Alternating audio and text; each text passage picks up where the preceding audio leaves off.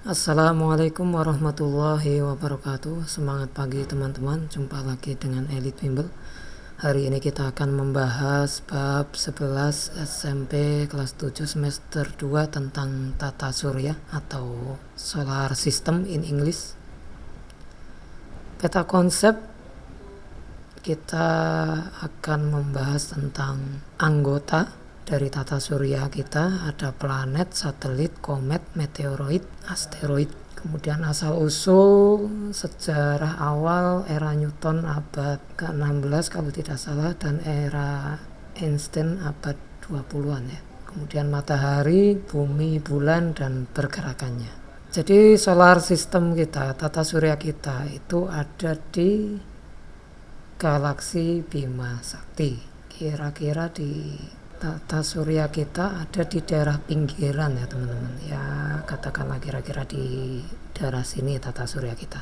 Inilah galaksi Bima Sakti kalau kita lihat dari bumi, Milky Way. Ada 200 miliar galaksi yang ada di alam semesta yang sudah diketahui kalau tidak salah, dan dari jutaan miliaran galaksi itu di klaster Orion ada galaksi Bima Sakti. Jadi Milky Way, galaksi Bima Sakti ini ada di klaster Orion, yaitu kumpulan-kumpulan galaksi disebut klaster, yakni di klaster Orion ya, galaksi Bima Sakti bersama Andromeda dan lain-lain. Jadi galaksi Bima Sakti ini memiliki diameter 100.000 tahun cahaya dan memiliki 500 miliar lebih bintang yang ada di galaksi Bima Sakti. Dan salah satu bintang itu adalah tata surya kita, matahari.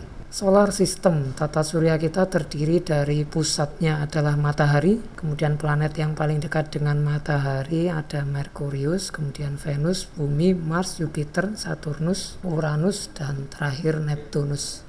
Matahari adalah pusat tata surya kita, dan semua planet yang ada di tata surya ini bergerak mengelilingi matahari. Merkurius sebagai planet terdekat dengan matahari dan menjadi planet terkecil ya yang ada di tata surya kita. Kemudian ada Venus sebagai planet yang terpanas ya. Jadi Venus ini terkenal warnanya indah kalau dilihat dari bumi, tapi ini planet yang terpanas dibanding planet yang lain. Dan orbitnya juga unik karena orbit dari Venus ini beda dengan yang lain. Ini berlawanan arah, searah dengan arah jarum jam ini orbitnya Venus, perputaran Venus pada matahari. Kemudian ada Mars, bumi dulu. Bumi adalah planet ketiga di tata surya kita. Dan ini adalah sebagai rumah kita ya, bumi satu-satunya planet yang bisa dihuni oleh makhluk hidup sejauh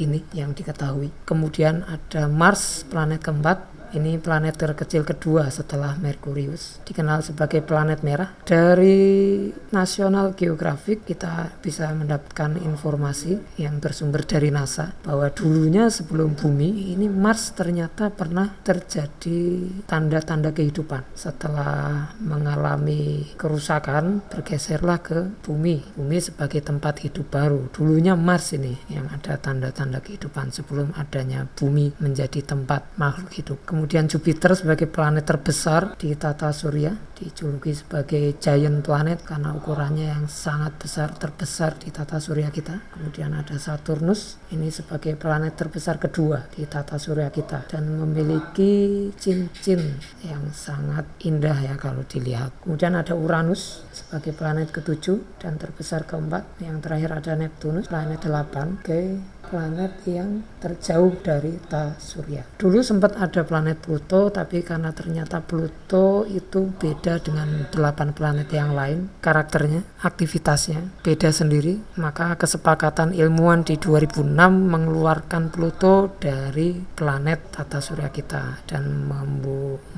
menempatkan Pluto sebagai dwarf planet atau planet kerdil. jadi tidak masuk dalam tata surya kita sebagai planet. Jadi sekarang hanya ada 8 planet ya teman-teman. Terestrial itu adalah planet yang dari Merkurius sampai Mars, planet-planet kecil yang ukurannya mirip dengan bumi. Kemudian ada planet Jovian, itu planet yang ukurannya Jovi, besar, raksasa. Itu dari Jupiter sampai Neptunus. Ini kategori planet. Asteroid belt, sabuk asteroid ini terletak antara Mars dan Jupiter. Jadi asteroid ini adalah benda langit yang terdiri dari batu padat, es padat, dan logam-logam padat lain yang melayang-layang berputar membentuk sabuk, semacam sabuk melingkar ini yang jumlahnya jutaan, terletak antara Mars dan Jupiter. Kalau batu-batu yang melayang ini dia keluar jalur orbitnya dan menuju ke bumi, maka asteroid yang keluar jalur melayang-layang dan mendekat ke planet lain ini disebut meteor. Meteoroid lebih tepatnya ya, meteoroid. Nanti kalau sudah masuk ke atmosfer bumi namanya meteor. Kalau ada yang sisa dari meteor itu sampai ke permukaan bumi disebut meteorit. Paham bedanya ya teman-teman? Asteroid yang keluar dari jalur orbitnya disebut meteoroid. Kemudian yang memasuki atmosfer meteor, yang sampai ke permukaan bumi meteorit. Tapi ada juga benda-benda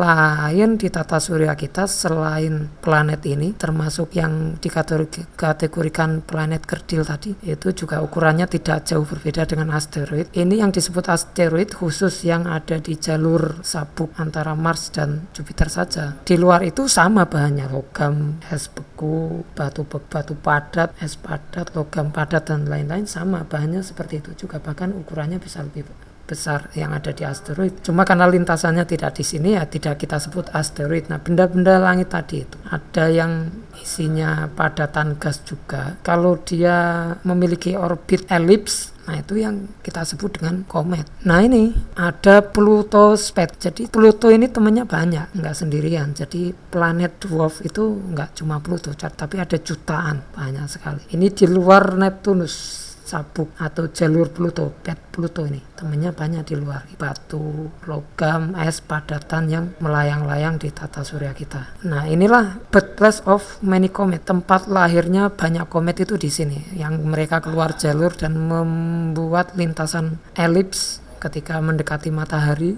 dan itu kalau terlihat dari bumi akan kita sebut sebagai komet karena ada ekornya sebagai pancaran gas dari batu-batu angkasa tadi ya teman-teman. Ini disebut Kuiper Belt. Ini Kuiper Belt teman-teman, yang tuh batu angkasa sangat banyak ini, yang putih ini Kuiper Belt, sabuk Kuiper Belt, sabuk Kuiper, courtesy of NASA, dari NASA ini sumbernya, diambil oleh National Geographic. Ini lintasan komet teman-teman. Jadi semakin mendekati matahari, ekor komet ini akan semakin panjang karena memang ini material gas padat yang semakin terbakar atau semakin panas ketika mendekati matahari, maka dia akan semakin panjang ekornya. Jadi bagian komet ada kepala dan ekor. Ada komet terbesar yang pernah diamati di bumi, lupa saya namanya itu komet apa. Inilah tata surya kita teman-teman kalau dilihat dari luar. Jadi ada Kuiper Belt, di bagian luarnya ini batu-batu angkasa yang melayang-layang, yang kalau sampai keluar dari orbitnya ya ini bisa sampai ke bumi, kita sebut outload. Nah,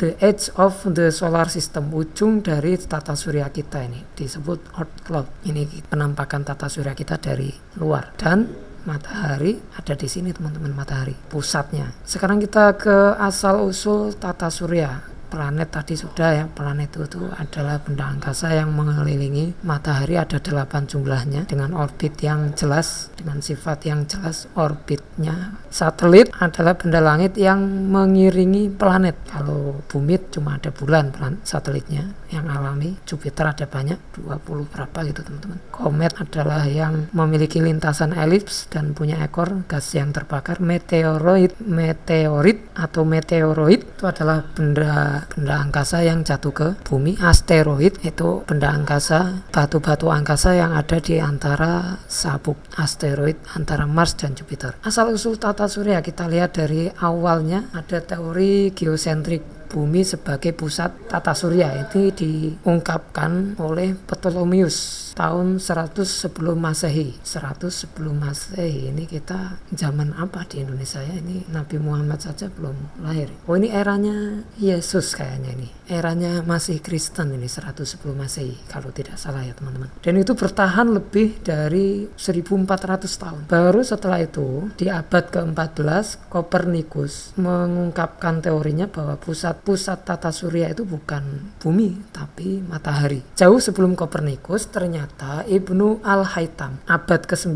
itu sudah mengungkapkan teori yang sama dengan Kopernikus. Jangan-jangan Kopernikus hanya mengungkapkan kembali teori yang sudah ditemukan oleh Ibnu Al-Haytham. Abad 9 berarti ini kejayaan Islam ya teman-teman, karena Islam itu kan muncul ketika abad ke-6.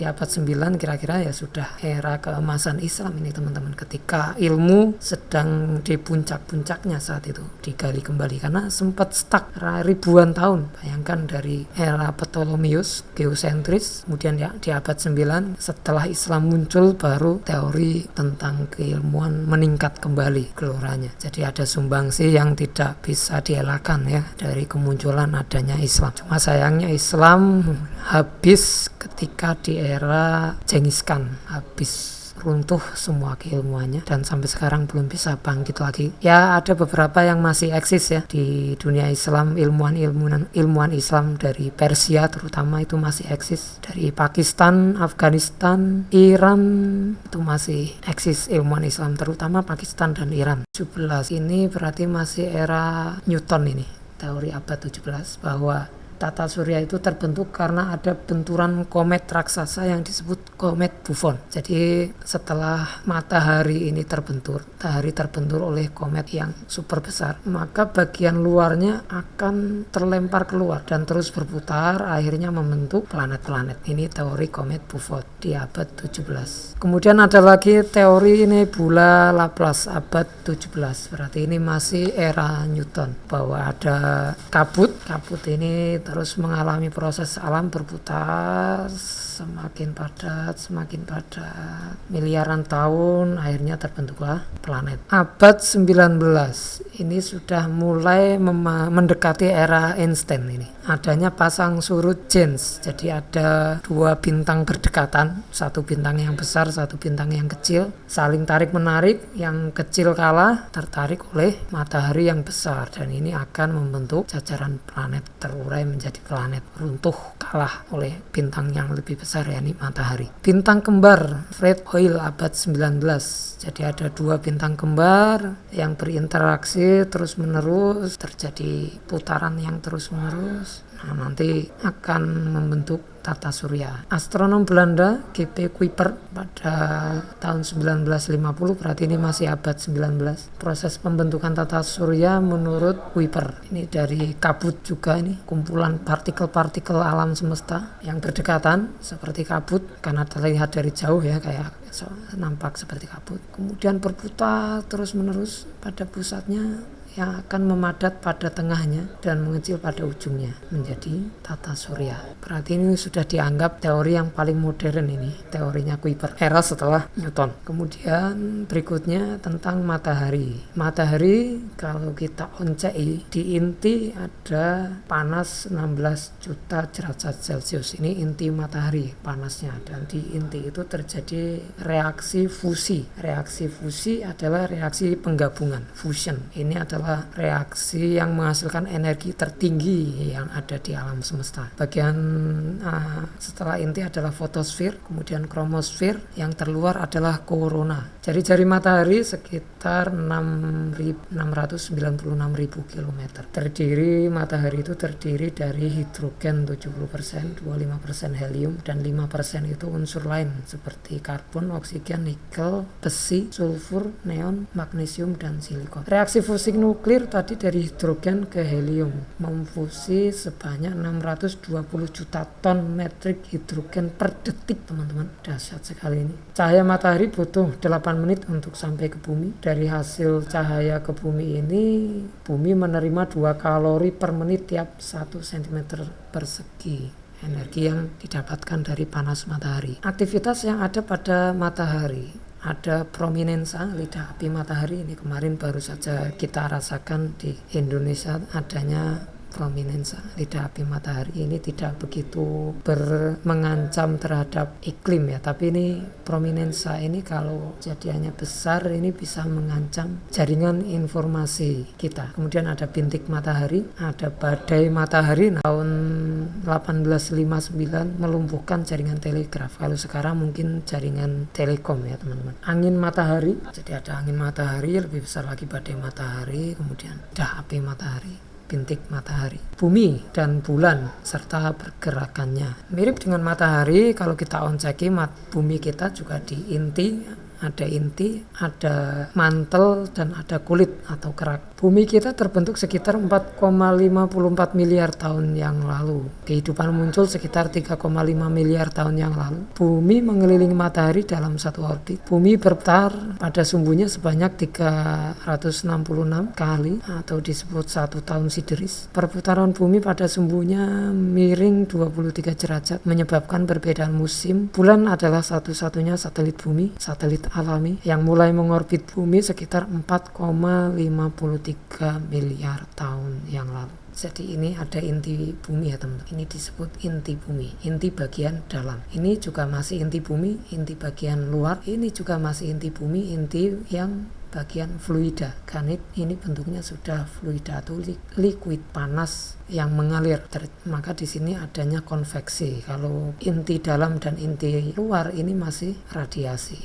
Yang ini konveksi. Akibat rotasi bumi terjadinya siang dan malam, membelokkan arah angin dan arus laut. Gerak semu harian matahari membentuk zona waktu yang berbeda. Bentuk bumi menjadi tidak bulat sempurna atau bulat pepat. Inilah akibat rotasi bumi. Jadi bumi itu berputar pada porosnya. Bumi juga berputar mengelilingi matahari atau disebut revolusi. Akibat dari revolusi bumi terjadinya perbedaan lama waktu siang dan malam, gerak semu tahunan matahari, perubahan musim, perubahan penampakan rasi bintang, dan tahun kabisat. Ini informasi singkat dari bumi. Bumi adalah planet ketiga dari matahari yang merupakan planet terpadat dan terbesar kelima dari 8 planet dalam terestrial ya. Bumi juga merupakan planet terbesar dari 4 planet kebumian terestrial. Bumi terkadang disebut dengan dunia atau planet biru, blue earth, blue planet. Massa bumi sekitar 5.000 atau hampir 6.000 kilo. 24 atau 10 pangkat 24 ini mungkin ya teman-teman. Usia bumi 4,54 hampir 5 miliar tahun. Jarak dari matahari hampir 150 juta kilometer. Gravitasi hampir 10 meter per sekon kuadrat. Luas permukaan 500 juta kilometer persegi, luasnya hampir 150 juta kilometer persegi. Populasi terakhir 2020, populasi di bumi sudah mencapai hampir 8 miliar orang. Di 2021 mungkin sudah lebih dari 10 miliar ya teman-teman. Bulan, struktur bulan mirip dengan struktur bumi, yaitu berbentuk bola pejal. Di bagian inti juga panas, tentu tidak sepanas bumi ya, jauh sekali. Bulan adalah satelit alami bumi satu-satunya dan satelit terbesar kelima dalam tata surya. Diameter bulan 27% dari bumi, 60% kepadatannya dibanding bumi. Masanya 1/81 massa bumi. Bulan ke bumi berjarak 384.000 km, gravitasinya 1,6, sedangkan bumi 10. Usia bulan 4,53 miliar tahun, yang mirip dengan usia bumi ya, hanya selisih 0,01 miliar tahun. Radius jari-jarinya hampir 2000 kilo. Periode orbitnya 27 hari. Luas permukaannya hampir 4000 kali 10 pangkat 7 kilo. Bulan juga berotasi. Selain itu, bulan juga mengelilingi bumi berevolusi. Dan bulan bersama bumi bergerak mengelilingi matahari. Jadi bulan ini memiliki 3 gerakan. Kalau bumi hanya 2 gerakan, rotasi dan revolusi. Rotasi itu berputar pada porosnya, revolusi itu berputar mengelilingi matahari. Skema gerhana matahari terjadi jika bulan terletak di antara matahari dan bumi. Ini teman-teman, bulan terletak antara matahari dan bumi. Cahaya matahari yang harusnya sampai ke bumi terhalang oleh bulan. Itu namanya gerhana matahari. Kalau gerhana bulan, bumi terletak di antara matahari dan bulan.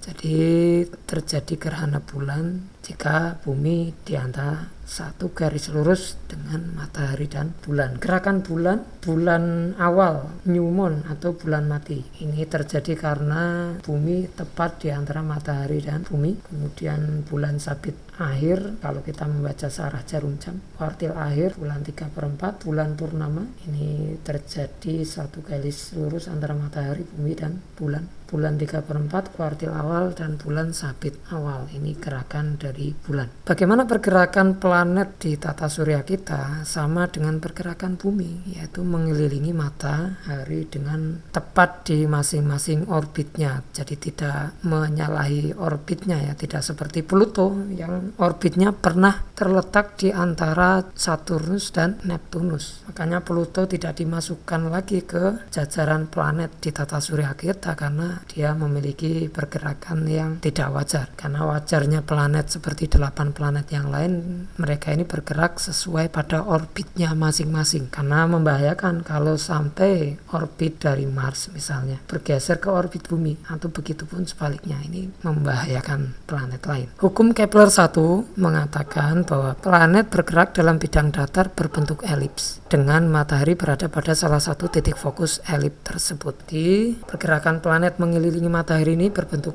elips ya teman-teman. Kalau komet itu berbentuk elips banget. Hukum kedua Kepler, ini hukum kedua Kepler teman-teman, bahwa dalam waktu yang sama, di waktu yang sama, planet itu akan memiliki luasan yang sama ketika di titik dekat dan titik terjauh. Titik terjauh namanya apelium ya teman-teman. Titik terdekat namanya apa? Helium. Atau coba nanti dicek. Hukum ketiga ini dirumuskan dari hukum gravitasi Newton dan gerak melingkar. Jadi semua benda kalau bergerak melingkar dia akan punya gaya sentripetal. Dan semua benda kalau berdekatan dia akan memenuhi hukum gravitasi Newton. Kesetaraan ini akan mengakibatkan konsekuensi hukum ketiga Kepler bahwa perbandingan periode planet dengan jari-jari jarak antar planet dengan matahari itu sebanding. Jadi periode pangkat 2 dengan jari-jari pangkat 3 itu sebanding. Inilah hukum Kepler ketiga yang diturunkan dari teori gravitasi Newton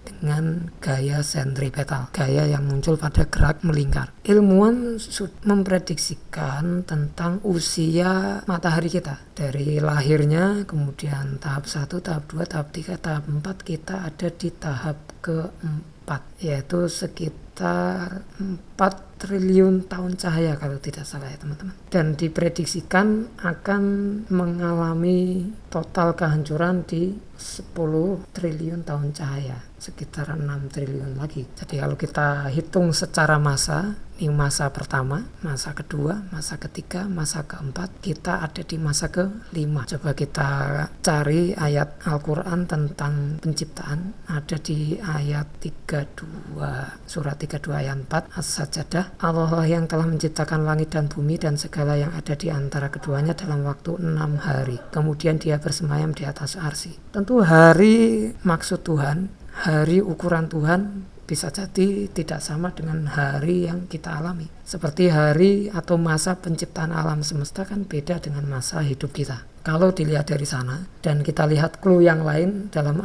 surat Al-Qaryah ayat 1-5, hari kiamat, apakah hari kiamat itu? Tahukah kamu apakah hari kiamat itu? Pada hari itu manusia seperti anai-anai yang bertebaran dan gunung-gunung seperti bulu yang dihambur-hamburkan. Dalam hukum alam kita mengenal hukum ketiga Newton, sebab akibat.